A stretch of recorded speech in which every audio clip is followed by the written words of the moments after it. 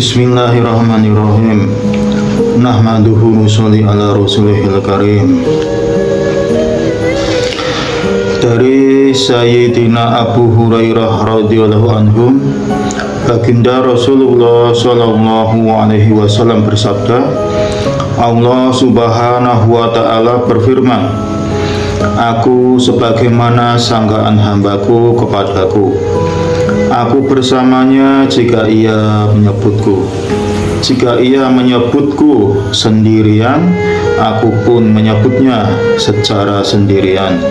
Jika ia menyebutku di suatu majelis, aku pun menyebutnya dalam suatu majelis yang lebih baik, yaitu majelis para malaikat yang masum tanpa dosa. Jika ia mendekatiku sejengkal, aku akan mendekatinya sehasta. Jika ia mendekatiku sehasta, aku akan mendekatinya sedapa.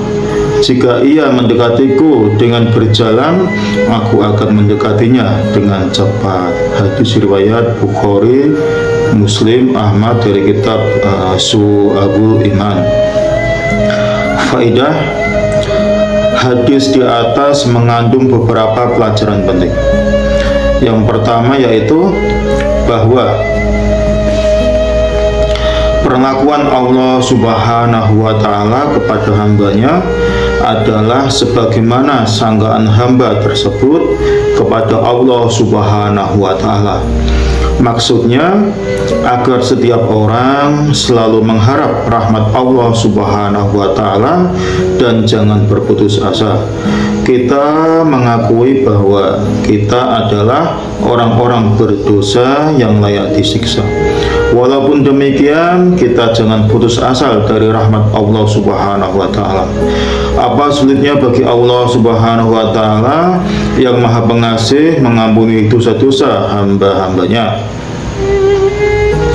Allah subhanahu wa ta'ala berfirman, yang artinya sesungguhnya Allah tidak akan mengampuni dosa syirik kepadanya dan mengampuni segala dosa yang selain daripada syirik itu bagi siapa yang dikehendakinya.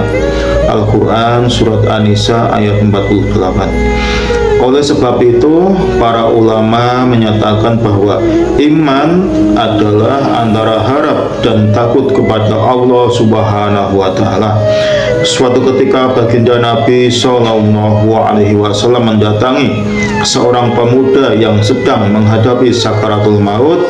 Ketika beliau menanyakan keadaannya, pemuda itu pun menjawab, Ya Rasulullah, saya selalu mengharap rahmat Allah subhanahu wa ta'ala dan takut atas dosa-dosa saya. Beliau bersabda, apabila rasa harap dan takut ada pada diri seorang hamba dalam keadaan seperti itu, maka pasti Allah subhanahu wa ta'ala akan memberikan apa yang ia harapkan dan menyelamatkan dari apa yang ia takutkan. Dari kitab Jami'ul Fawaid, sebuah hadis menyebutkan bahwa orang mukmin itu menganggap bahwa dosa-dosa mereka seperti sebuah gunung yang akan runtuh menimpanya, sedangkan ia duduk di bawah gunung tersebut. Sebaliknya, para pendosa menganggap bahwa dosa-dosa mereka seperti seekor lalat yang hinggap di tubuhnya, yang dengan mudah bisa diusir. Ia meremehkan dosa-dosanya. Oleh sebab itu, kita hendaknya selalu mengharap rahmat Allah subhanahu wa ta'ala dan takut kepadanya karena dosa-dosa kita. Seorang sahabat, Sayyidina Mu'az radhiyallahu anhum, telah syahid disebabkan penyakit daun. Menjelang wafatnya, ia pingsan berkali-kali. Ketika sadar, ia berkata, Ya Allah, Engkau mengetahui aku sangat mencintaimu. Demi kemuliaan-Mu, Engkau pasti mengetahui hal ini. Ketika maut sudah mendekat, ia berkata, Selamat datang wahai maut, engkaulah tamu yang penuh barokah. Kamu datang dalam keadaan betul-betul saya harapkan. Lalu ia berkata, "Ya Allah, Engkau mengetahui setiap saat aku selalu takut kepadamu, dan kini aku mengharap rahmat-Mu.